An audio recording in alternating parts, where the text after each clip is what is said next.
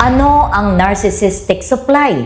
May taong dapat laging pinupuri, pinapansin, at binibigyan ng importansya para ma-feel niya na siya ang pinakamagaling. May taong mahilig mang-down ng iba, manlaglag at mang-insulto kasi gusto niyang magmukhang mas angat kaysa iba. Kapag may success ka, imbes na matuwa, hahanap siya ng butas.